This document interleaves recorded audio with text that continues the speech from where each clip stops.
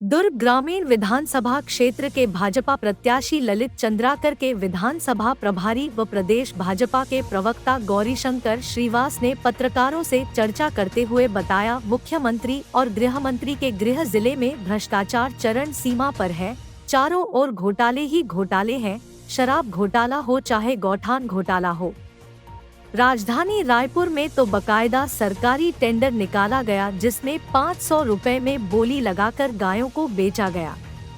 गृह मंत्री ताम्रध्वज साहू व उनके बेटे जितेंद्र साहू पर खुल के आरोप लगाया कि गौशाला में गाय मर रही है, उनके खाने की व्यवस्था नहीं है, अनुदान राशि को खा गए हैं।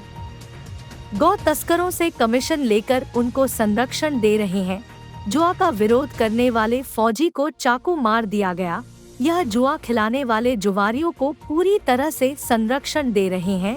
गौ तस्करी से लेकर चाकूबाजी से लेकर उगाही, जमीन कब्जा, यहाँ सब ताम्रध्वज साहू और जितेंद्र साहू के लोग देखते हैं। पुलिस का भी संरक्षण है। ये सब मिल बांट कर सब ये संगठित युवा बनाकर ये लोग दुर्ग ग्रामीणों को पूरी तरह खा गए हैं। पुलिस प्रशासन इनके खिलाफ कोई कार्यवाही नहीं कर रही है। चंदखुरी का रोड आज तक नहीं बना, कॉलेज का निर्माण होना था वो नहीं हुआ। 5 साल में कांग्रेस सरकार ने क्या किया है, जनता जानना चाहती है। गृह मंत्री के क्षेत्र के लोग सबसे ज्यादा परेशान हैं। असली नकली कौन है ये मंत्री बताए। मंत्री का बेटा काउंटर की दुकान खोलकर कमीशन लेने के काम में लगे हुए हैं। जनहित में विकास कार्यों को रोड तक सुविधा नहीं है।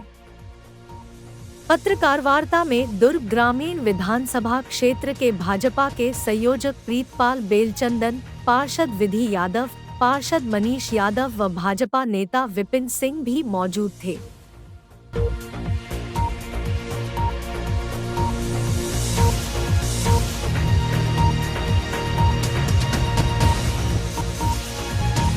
कि मैंने 12 घोषणा पत्र को आंशिक तौर पर पूर्ण किया है, 12 नहीं किया है और 12 को हम छू नहीं पाए। 12 हमने पूर्ण किया है, 12 आंशिक तौर पे और 12 को हम छू नहीं पाए। इस बार आप देखेंगे कि घोषणा पत्र की जो 36 वादे थे उसको भी इन्होंने आधा कर दिया है। मेरा यह साफ कहना है कि सरकार पत्रकार सुरक्षा कानून को लेकर गंभीर इसलिए दिखाई पड़ती थी मुझे क्योंकि यहाँ राज्य सरकार के जितने सलाहकार हैं वो खुद पत्रकार हैं।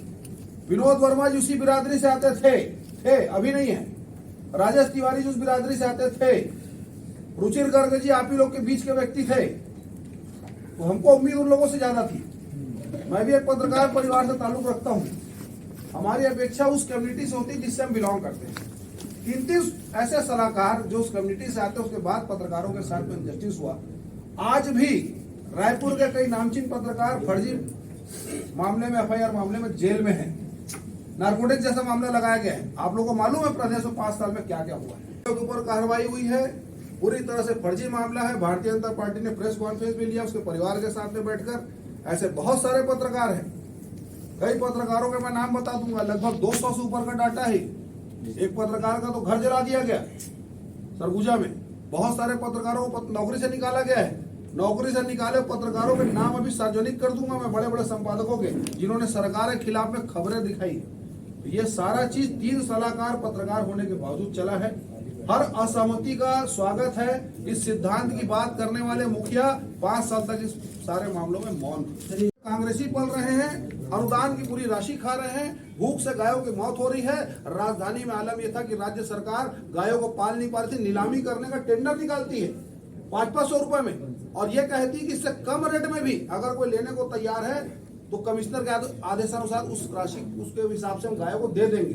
मेरे पास पेपर है, उस विषय को लेकर मैंने प्रेस वार्ता लिया है। क्या रिपीट कार्रवाई हुआ, जेल गए। हम तो कभी समर्थन किया उसका, हम उसका समर्थन किए क्या, लेकिन कांग्रेस पार्टी के लोग आज भी नहीं स्वीकार रहे हैं कि गौठानों में क्या स्थिति है। आप लोगों ने भी देखा है। सर जी, एक सवाल मेरा भी है।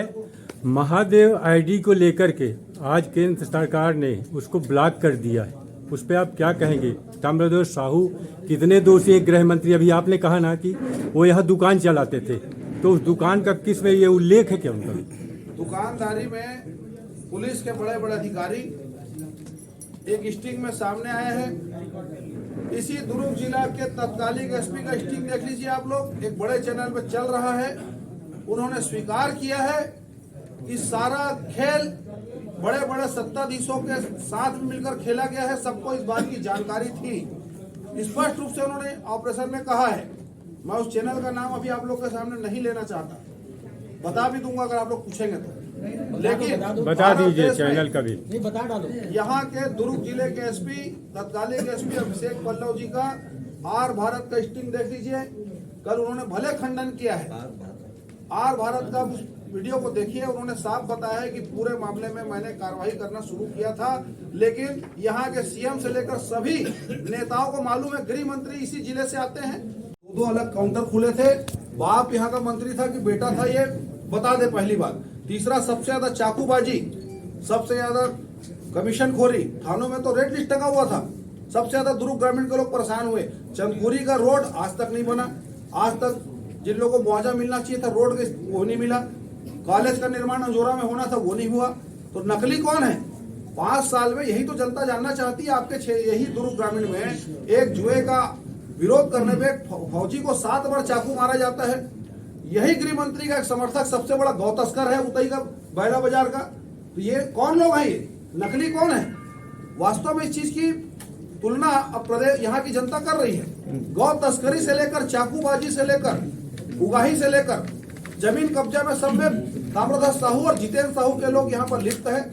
पुलिस का भी संरक्षण है। सब मिल बांट कर बहुत अच्छे से संगठित गिरोह बनाकर दुर्ग ग्रामीण को